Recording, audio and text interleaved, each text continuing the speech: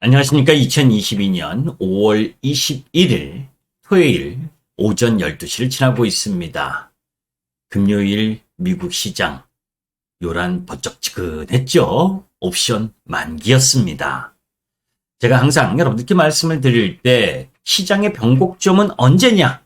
시장의 변곡점은 옵션 만기일, 개별 기업의 변곡점은 실적 발표. 이 부분이 가장 중요하다는 말씀을 많이 드렸었죠. 하락하던 추세로 가는 섹터나 종목, 시장이 반전을 하려면 변곡점이 필요로 하다. 시장의 변곡점은 옵션 만기예요. 물론 옵션 만기까지 하락한 시장이 옵션 만기 끝났다고 금방 올라가고 또 올라갔던 시장이 옵션 만기 끝났다고 급락하고 이런 의미를 이야기를 하는 것이 아닙니다. 추세의 진행 방향, 그것이 상승이든 하락이든 옵션 만기 이후 또 그 추세로 갈 것이냐 아니면 반작용을 보일 것이냐 하는 부분들의 변곡점이라는 거죠. 가능성이 높은, 그러니까 확률적 접근을 할 필요가 있다는 겁니다. 주식시장은. 그러면서 제가 지난주 목요일 우리 시장 옵션 만기 이후 그죠? 우리 시장에 2546포인트 저점이 나왔다. 그리고 2600포인트 이하는 절대적 매수기회라고 계속 노래를 불렀죠. 사실은 2592포인트 1월 28일 저점 이하는 매수구역인 겁니다. 코스피 기준. 그런데 이번 주도 미국 시장이 수요일 날 또 급락을 했었잖아요. 그런데 우리 시장 어땠습니까? 벌떡 섰죠. 시장에 있어서 미국 시장이 왜 급락을 했는지 그건 여러분들이 이미 알고 있잖아요. 기축 전쟁, 그리고 그 속에서 인플레이션 우려, 여러 가지 이야기들. 그래서 지금 1923년 대공황 이후 처음 보는 99년 만에 약세장이다라는 이야기도 뉴스로 나오고 있죠. 그런 가운데 이제 주식의 주식의 주자도 잘 모르시던 분들도 인플레이션이 어떻고 금리 인상이 어떻고 전쟁이 어떻고 그리고 정말 인플레이션을 피부로 느끼고 경유가 우리나라도 2,000원이 넘잖아요. 미국은 휘발유 가격이 4.5불을 넘어서고 이제 소비자에게 직접적인 인플레이션 효과가 나오고 있는 중인 겁니다. 그래야 체감할 수 있는 거죠. 주가가 급락하면서 이제 세계 최고의 투자은행인 골드만삭스 역시 미국 경제가 향후 2년 안에 침체에 빠질 확률이 35%라는 이야기를 하고 또 자산운용업체인 픽텍트 자산운용가의 전략가들은 시장이 반등하기가 쉽지 않다. 이런 말들을 합니다. 제가 여러분들께 이야기했죠. 주식은 예능이 아니다. 예능이 아니다. 정말 피 터지게 공부하고 확률적 접근을 해도 수익 내기가 어려운 시장이다. 그런데 저는 이 차트 여러분들께 이미 방송을 통해서도 김기수 돌주그 타임을 통해서도 말씀을 드렸고, 그죠? 이 폭 나스닥 지수의 모습입니다. 마디가 나왔고, 그런 가운데 이 급락하던 날 있죠. 수요일 날. 급락하던 날도 절대 주식을 매도할 이유가 없습니다. 우리 시장은. 그리고 금요일 날 강력하게 매수해야 되는 시장이다라고 이야기를 했어요. 그런데 미국 시장이 금요일 날 상승 출발했다가 중국의 금리나 그리고 단기 낙폭과대 이 부분으로 상승 출발했다가 장중에 또 급락을 하는 모습을 보였는데 실질적으로는 이전 저점을 살짝 깨면서 이전 저점을 지난주 5월 12일 목요일 요 저점을 살짝 깼지만 요 그려진 파란 추세 라인 고기를 지지하면서 아랫꼬리를 달았죠. 우리 시장 종합주가지수의 차트입니다. 미국 시장이 수요일 날 급락을 했음에도 불구하고 우리 시장은 2592포인트를 종가상 지켜줬고 그런 가운데에서 금요일 날 상승 흐름을 보여줬죠. 낙폭과 대주를 비롯해서 전체적인 반등을 이뤄준 겁니다. 그래서 여러분들께 2592포인트 쉽게 2600포인트 이하에서는 매수해야 된다라는 말씀을 드렸었잖아요. 자, 그러면 미국 시장이 급락하는 과정에서 여러분들께 이야기했었던 내용들을 다시 한번 요점만 살펴보고 그 속에서 테슬라의 악재, 그리고 그 부분 속에서 우리 시장 2차 전지 관련 섹터의 차별화, 이 부분과 관련된 이야기를 말씀드리도록 하겠습니다.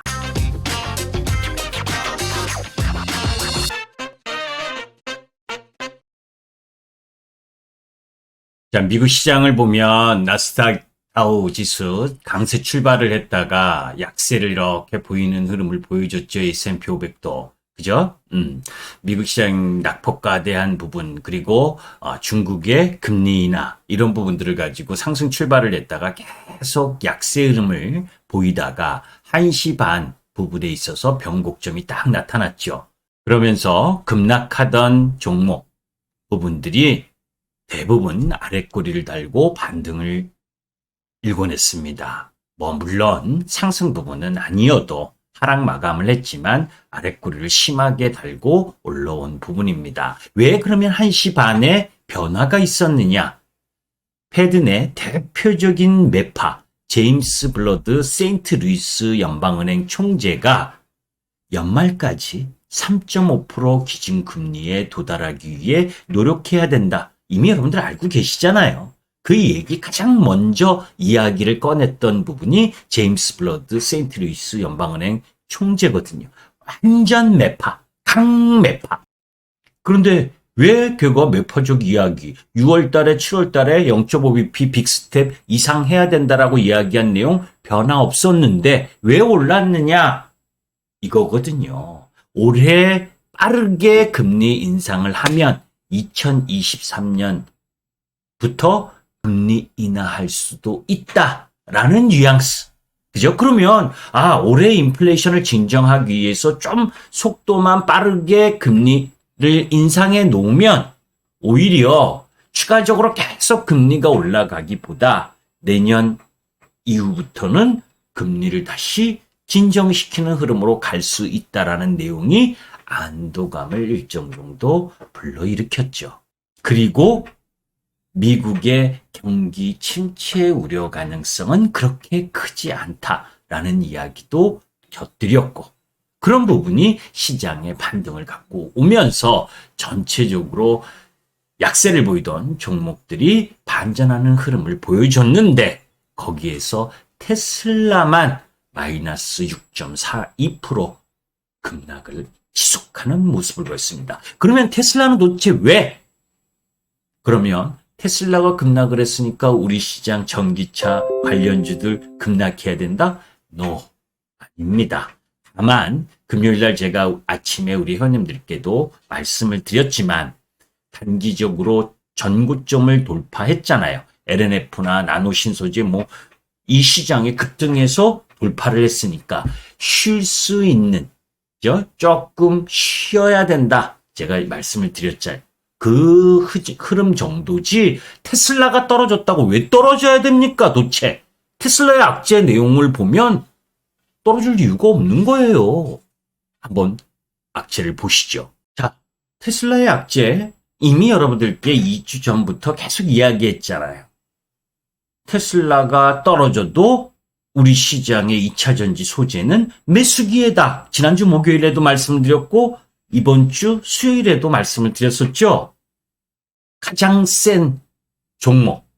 그리고 그 이전부터 양극재에선 LNF.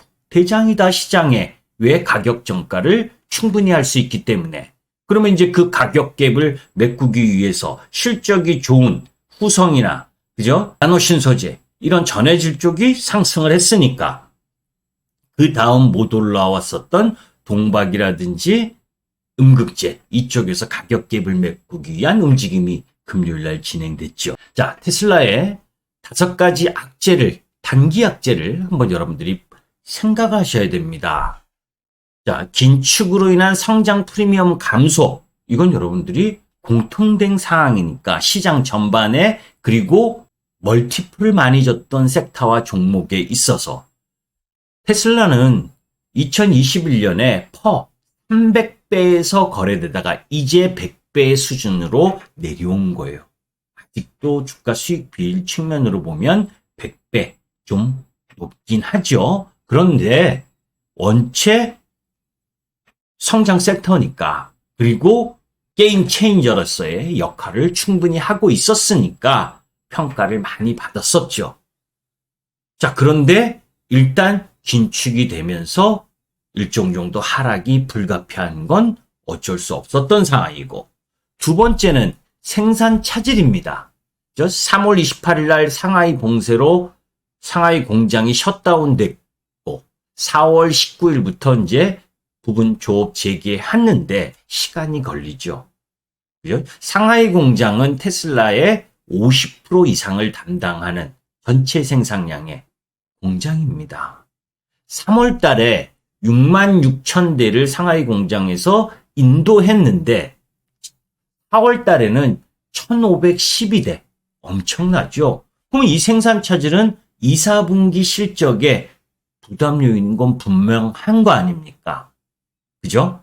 그리고 지난주에 우리 김치코인이 박살나면서 가상자산 쇼크, 엔비디아도 마찬가지고 테슬라 등 이 가상자산과 연관성 있는 기업들이 폭락을 했잖아요. 2021년에 15억 달러를 구매했었던 일론 머스크. 그때부터 저는 알아봤습니다, 좀. 그죠? 거기다가 또 뭡니까? 트위터를 인수한다, 뭐 한다 하면서 본업 이외의 확장을 하는 회사 치고 진통이 없는 회사 없어요. 다만 가상자산 15억 달러는 시가총액 대비 그렇게 크지 않으니까. 그죠? 그런데 또 있었죠. 5월 20일 날 S&P 500 ESG 지수에서 제외했다. 이거 ESG 환경, 사회, 거버넌스 이거 얼마나 중요한지 아시잖아요. 여러분들 다 아시죠? 세계의 글로벌 ETF들이 이 ESG 부분에 포함이 안 되면 추가 취득하지 않아요. 오히려 있던 거 팔 겁니다. 그런 부분도 지금 일론 머스크 테슬라의 하락 요인이죠.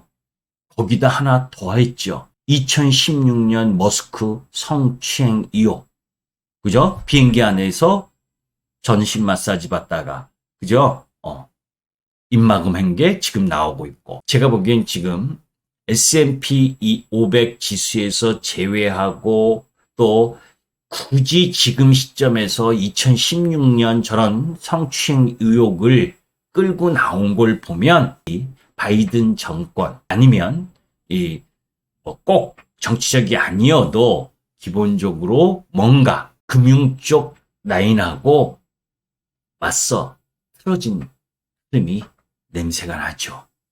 그죠? 자, 이제 여기 5가지 중에 긴축으로 인한 프리미엄 해소는 충분히 됐고 생산 차질도 이제 상하이 봉쇄 해제하니까 시간을 견디면 나아지고 하는데 요 3, 4, 5번 중에 S&P 500 지수에서 제외됐다는 거 그리고 머스크 성추행 의혹 이런 부분들은 상당히 수급적 요인에 있어서는 부담 요인이 될 수가 있다는 거예요. 물론 단기적으로 700불까지 하회를 했기 때문에 이제 여기서 더 세게 떨어지진 않겠죠. 이런 악재들이 반영해서 700불 이하로 내려왔으니까. 그런데 다시 수급적 부담을 갖고 있는 부분입니다. 거기서 가장 중요하게 보는 부분은 ESG 지수에서 제외됐다는 거. 그죠? 그러면서 더 하락의 흐름을 갖고 왔다라고 하는 부분이에요. 그런데 여러분들 우리나라 2차 전지 소재에 이 테슬라가 급락했다고 조심하세요. 그 이유는 충분히 말씀드렸죠. 자, 재미없는 내용 하나 더 합니다. 돌직구 타이밍에서도 여러분들 말씀드렸죠. 지금 주가 흐름은 닷컴 버블 전후와 유사하게 지금 진한 파란색이 1996년에서 2000년. 그죠? 이 급등을 하면서 쫙 올라갔다가 나스닥이 이렇게 쫙 떨어졌잖아요. 그죠? 근데 지금 2017년 8월 이후 쭉 올라갔던 이 회색 부분도 모양이 똑같이 내려오고 있습니다. 그죠? 주가 차트 모습으로 보면 더 떨어져야 되는 거죠. 그런데 저는 그렇게 생각하지 않는다라고 했죠. 왜? 주가 차트 모양은 똑같으나 닷컴 버블 시에는 퍼가 92배까지 줬다. 2000년 3월 달에 92배였어요. 우리나라도 2000년 1월 3일 날 고점 찍고 급락했잖아요. 코스닥이. 그죠? 그때 뭐 새로운 기술이니 할 거 없이 급상승했다가 박살났던 그 IT 닷컴 버블. 그때 미국 시장의 나스닥 퍼는 92배까지 갔는데 이번에는 92배까지 가지 않았어요. 유동성의 힘으로 올라와서 43.8배. 그죠? 그리고 그만큼 기업들이 실적을 냈으니까. 미국 기업들의 실적이 지금 안 좋은 게 아니라 그랬죠. 물론 개별 기업들 업종과 종목의 차별이 세서 그렇고 13배에서 지금 25배 이하로 내려왔다는 겁니다. 그렇기 때문에 닷컴 버블과 이 차트 모양이 똑같다고 지금 더 급락한다? 이렇게 생각하시면 안 된다! 라고 김기수가 이야기를 합니다. 이미 그죠? 나스닥은 코로나19 당시만큼 악화한 상황으로 떨어졌고 지금은 금융위기 침체가 아니라면 과도한 하락의 흐름으로 통상적 조정 수준을 넘어섰다는 거예요. 미국의 산업별 퍼 위치에 대한 이야기도 다 말씀드렸으니까 이건 이전 영상을 여러분들께 참여하셔야 돼요. 참고하셔야 돼요. 왜냐하면 막연히 더 떨어진다. 우리는 이렇게 생각하는 분들이 많아요.